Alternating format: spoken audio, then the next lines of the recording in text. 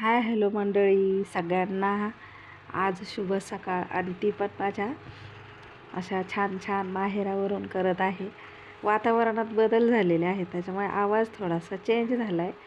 पण बघा ना, इकडे भावाचं म्हणजे बंगल्याचं काम चालू आहे, म्हणजेच आमच्या माहेरच्या बंगल्याचं काम चालू आहे आणि इकडे आलेलं आहे डंपर.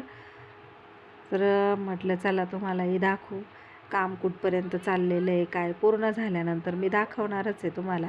तर ही आहे काऊ, म्हणजे बड्डे गर्ल, रात्री जिचा बड्डे झाला ती. आणि ही आहे काऊची मावशी, तिच्या मागं आहे माझी बहीण उभी आहे, म्हणजेच रोहिणीची सासू, म्हणजे माझ्या भावा.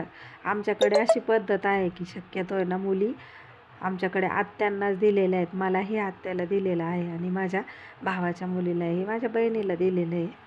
तर चला, तुम्ही आता काम चालू इथे तर बघितलं. त्याच्यानंतर आम्ही आलेलो आहोत इथे टाईलच्या दुकानात. तर भाऊ, वहिनी आणि मी आम्ही टाईल्स इथे चॉईस करायला आलेलो आहे. तर तुम्हाला यातली कोणती आवडली ती बघा. हा माझा भाऊ आहे.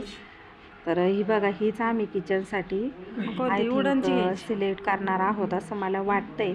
अजून काही नक्की नाही आहे, पण तुम्हाला ह्यातली कोणती आवडली मला नक्की सांगा. आता तुम्हाला घर झाल्यानंतर मी दाखवणारच आहे कोणती कुठल्या रूमला लावली ती. तर आम्ही एक एक करून सगळं बघत होतो. आणि इथे जवळच गाव आहे एक 7-1 किलोमीटर, नांदूर म्हणून. तर इथे सगळ्या प्रकारच्या टाईल्स वगैरे मिळतात. तर मलाही माहिती नव्हतं, मी पहिल्यांदा इकडे दुकानात आलेली आहे. तर त्यानंतर आम्ही किचनच्या पण टाईल्स घेतलेल्या आहेत बघा. जो लास्टवाला आहे ना 2 नंबरचा, तो घेतलेला आहे. कारण का व्हाईट टाईल्स ना किचनमध्ये अगदी फ्रेशनेस येतो. आणि सगळ्या टाईल्स ज्या आहेत त्या आम्ही म्हणजे सगळ्या ॲट अ टाईम घेतल्या, सारखं सारखं येण्यापेक्षा. बेसिनचं भांडं वगैरे ते सगळं घेतलेलं. घरी आलो आणि लगेच आलेलो आहोत यात्रेमध्ये.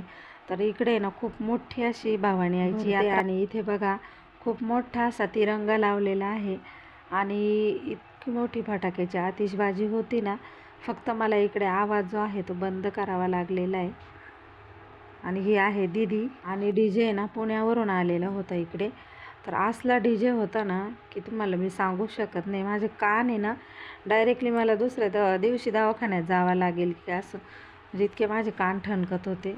तर हे बघा अगदी मस्त असे लायटिंग आणि डी जे वगैरे, लोक इकडे नाचत पण होते. आणि हा जो रोड दिसतोय ना, हा नाशिक नेवासा रोड आहे. श्रीरामपूर नाशिक नेवासा या मार्गावरती हे गाव आहे. तर इकडे वरती फोटोज वगैरे सगळं लावत होते. आणि म्हणजे लेझर लाईट आहे ना, असे लोक कुतूहलाने खूप लांबून लांबून बघायला आलेले होते. तर मला जेवढं शक्य होतं ना तेवढं मी तुम्हाला दाखवायचा प्रयत्न केला. त्याच्यानंतर थोडंसं नवरीची तब्येत बरी नव्हती, मग तिकडे समोरच इकडे हॉस्पिटल आहे डॉक्टरांचं. तर खूप छोट्यापणापासूनचे डॉक्टर आहेत ते. मी जशी लहान होते ना तसे त्या गावामध्ये आहेत ते. तर महाजन म्हणून, तर त्यांच्या दवाखान्यात पण आम्ही लोक गेलेलो. तर त्या दवाखान्याच्या समोरूनच मी हे थोडंसं शूट घ्यायला लावलेलं. काही दीदीने घेतलेलं शूट, रोहिणीची जी स्वरा आहे ना तिने घेतलेलं हे. तर खूप मोठाच्या मोठा इथे बघा झेंडा, तर एकच नंबर आहे हा तिरंगा. तुम्हाला कसा वाटला नक्की कमेंट करून सांगा. आणि ही ह्या गावची शान आहे. आता जस्ट मागच्याच 4 महिन्यापूर्वीचा तिरंगा जो आहे तो लावलेला आहे इकडे. आता ना हा कॅमेरामध्ये तुम्हाला जवळ वाटतोय, पण हाईटला ना खूप उंचच्या उंच आहे, म्हणजे मान डायरेक्टली अशी खूप वरती करावी लागते. आणि रात्रीचा तर खूप सुंदर दिसत होता, खाली लाईटिंग चालू आहे ना त्याच्यामुळे. तर चला आता तुम्हाला दाखवते. इकडे आम्ही आलेलो आहोत आता तमाशाला. आणि इकडे ना माझ्या माहेरच्या भागामध्ये दर महिन्याला ह्या दिवसामध्ये खूप मोठे मोठे असे यात्राचे उत्सव असतात आणि तमाशे पण असतात, थिएटर तमाशे. आणि ते पण अगदी मोफत. पहिले तरी तिकिटावरती राहायचे, पण आता गावचे लोक मोफत तमाशा आणतात. आणि शिवाय हा ना थोडासा जवळच होता आम्ही म्हणजे आमच्या घराच्या, त्याच्यामुळे आम्ही थोडंसं एक किती 25 ते 30 मिनटं आलो होतो आणि लगेच रिटर्न आलो. आता रात्रीचं 1:30 वाजलेला आहे.